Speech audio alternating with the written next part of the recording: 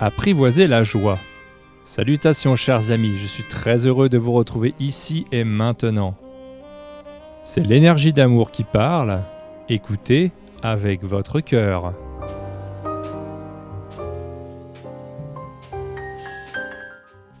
Lorsque mon cœur s'ouvre dans l'écoute totale du chant de votre monde, je ne perçois trop souvent qu'une grande plainte.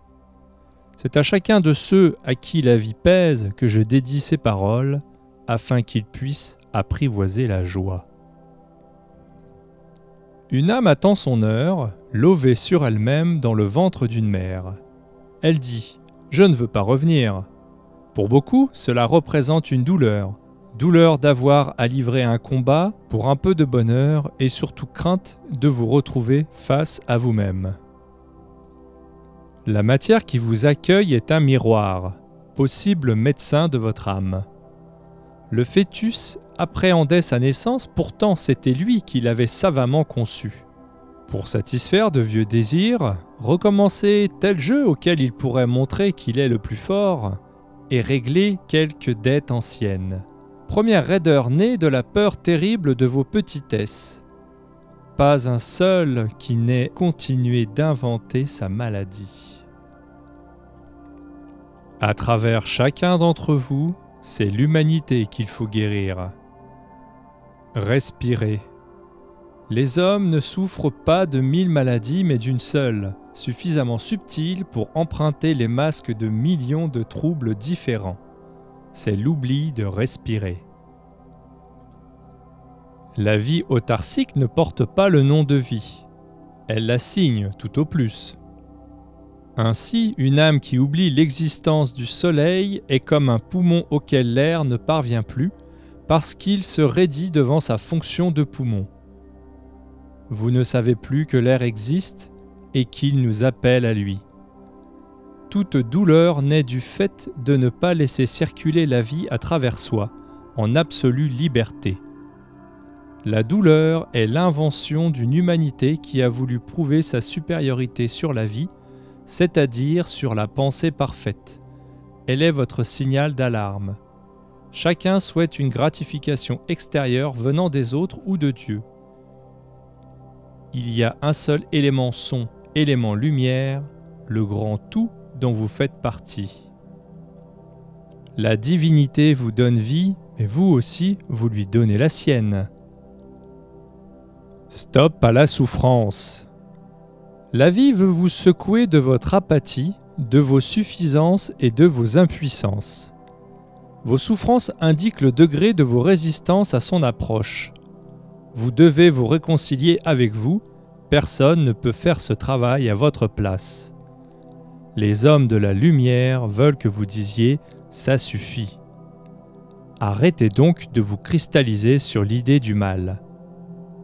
En cet instant, désamorcez sa présence en vous, ainsi vous ne le projetterez plus à la surface de cette terre.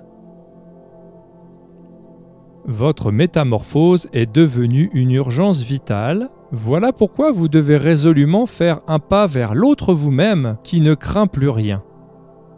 Celui-là sait bien que c'est votre semblant de pouvoir, d'argent, ce que sont vos incapacités, vos colères, ce que signifie votre âme tellement à l'étroit. Ne craignez pas le changement fabuleux qui s'en vient vers vous. Vous vous coulerez en lui, vous le ferez vôtre en faisant un pas vers lui.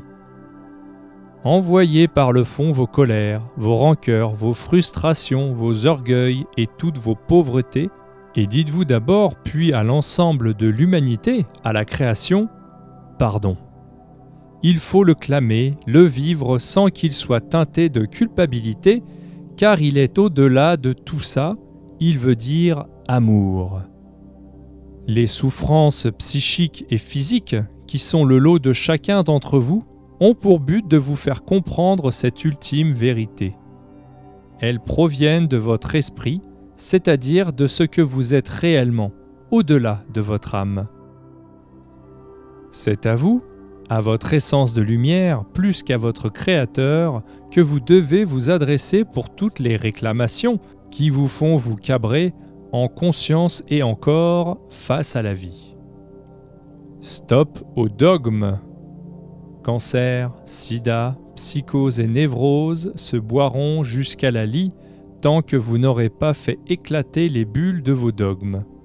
Ces dogmes, sachez-le, ne sont pas les productions d'autrui. Vous en êtes les cofondateurs depuis des milliers et des milliers d'années. Vous avez participé à leur lente élaboration, vous êtes complice de leurs subterfuges, soit en ayant été à leur origine directe en d'autres temps, soit par votre apathie face à leur naissance et à leur développement.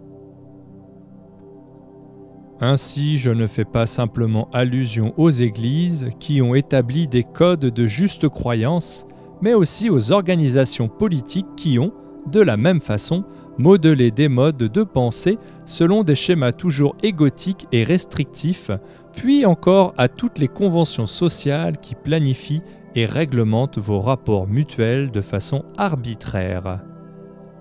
Pourtant, je ne connais pour vous qu'une loi, celle de votre cœur. À côté, les organisations terrestres font figure de brouillon. Avez-vous seulement compris, amis, que je vous appelle à la santé totale, au recouvrement de vos forces d'indépendance et d'amour? Le soulèvement. J'appelle au soulèvement de votre volonté face aux puissances de l'asservissement qui se sont assez nourries de votre apathie. Il y a aujourd'hui quelque chose en vous qui veut respirer et qui ne doit plus permettre à vos paresses de se légitimer. La grande initiation, vous la trouverez vous-même chaque matin dans le voisin auquel vous vous heurtez ou dans l'ouvrage mal fait et à remettre sur le métier. C'est par elle que vous entamerez votre réflexion. Nourris ton âme d'une nourriture qu'elle ait elle-même cueillie loin des conditionnements qui lui fabriquent le sens de son goût et la force de ses appétits. Allez vers la simplicité et la paix. Avancer vers le cœur de la santé, c'est-à-dire de l'accord parfait avec soi-même, c'est comprendre la portée de cette vérité. L'homme est certes une âme, mais aussi tellement plus qu'une âme, car avant tout, il a été conçu esprit. Dans vos civilisations, depuis près d'un demi-millénaire, la confusion s'avère totale entre ces deux notions de l'âme et de l'esprit. Ce n'est pas vers votre âme qu'il faut aller, mais bien plus haut, là où demeure votre essence spirituelle, votre esprit.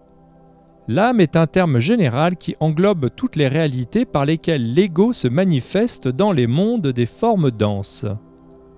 L'âme signifie une personnalité, une mémoire, douée du libre arbitre, une individualité illusoire.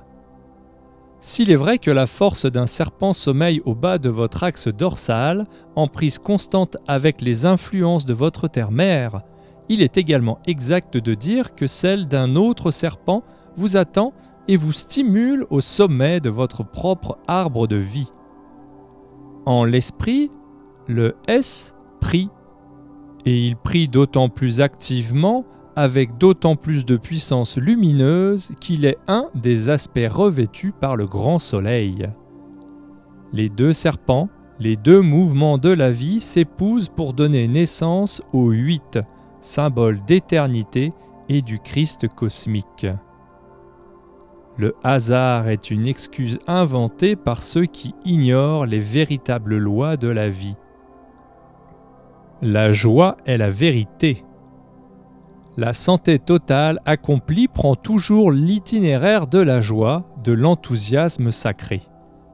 Votre vie peut être un éclat de rire, elle deviendra un état de sainteté, non pas une sainteté ennuyeuse et austère, mais de cette sainteté heureuse avec l'instant présent qui rend saint, c'est-à-dire lumière et vérité, l'ensemble de votre être. La paix se boit avec plénitude, les yeux ouverts sur la globalité des univers.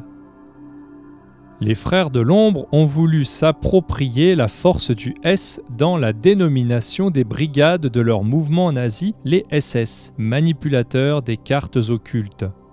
Que seul le souvenir de leur impasse soit votre tremplin.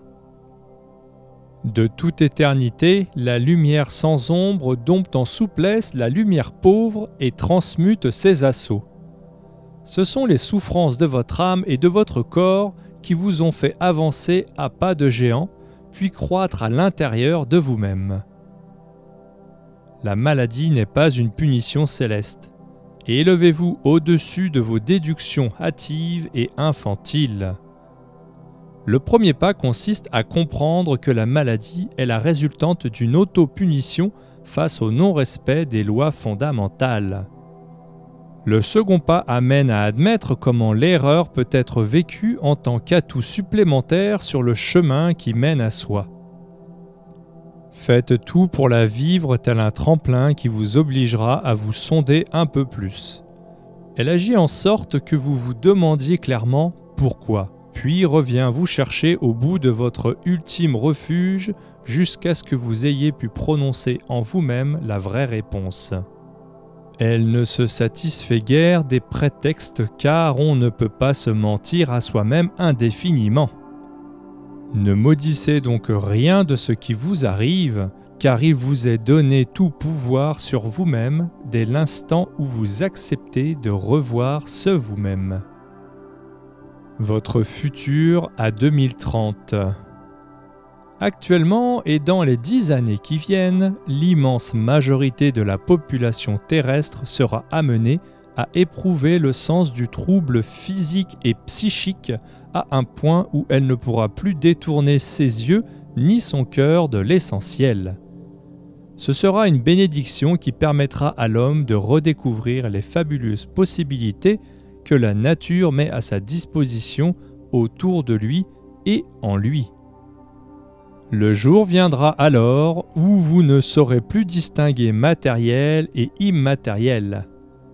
Cela se produira conjointement à une refonte totale de la conception humaine de la mort. La plupart d'entre vous portent cette vieille notion de cassure, de séparation et de déchéance qu'on appelle mort, d'où une idée de défaite. Ainsi, peu importe l'histoire de votre vie, c'est la façon dont vous la vivez qui en fait une réalité lumineuse ou qui vous laisse sur votre faim quand vous voulez voir ce qu'il y a plus loin. Le chemin vers votre paix vous demande de regarder la mort en face et de l'accepter. Lorsqu'elle vient, sachez l'accueillir, car c'est savoir sourire à la vie. Je ne vous demande pas de croire comme on adhérerait à un parti qui promettrait l'éternité, mais de comprendre le sens du souffle qui circule à travers vous. Beaucoup de signes vous sont donnés qui sont des preuves de plus en plus tangibles de l'éternité de la vie. La véritable preuve est une grâce que l'âme reçoit lorsqu'elle s'est suffisamment labourée. Celui qui n'est pas prêt ferme les volets de son cœur et se barricade dans sa citadelle. Ouvrir son cœur pour voir la vérité. Soyez attentifs aux faits. Recevez-les surtout comme des confirmations que quelque chose change à la surface de votre monde, quelque chose qui demande que vous soyez disponible à l'appel de l'amour, disponible aux autres, disponible pour tout reconsidérer, disponible en un mot à la métamorphose. Je vous le dis en toute vérité, il n'existe pas une seule parcelle de cette terre qui ne s'apprête à muter intégralement. Votre planète et tous ses habitants doivent, sans exception, se préparer à mourir à leur ancienne réalité. Ce m'est une joie de vous confirmer cela, et vous ne devez pas porter le deuil de ceux qui se désagrègent ou entrent en putréfaction. Vous vivez un temps d'ouverture qui ne laisse plus face aux antiques valeurs. La dissolution de votre rouille engendrera l'évaporation de votre crainte de mourir. Ce n'est pas une œuvre de destruction que vous devez accomplir au bout d'une route de lassitude et de déception, c'est une œuvre de nettoyage car, sous les détritus, chacun d'entre vous, dans son véritable soi, amour et sagesse, n'a jamais cessé d'être là, patient observateur des illusions qui défilent.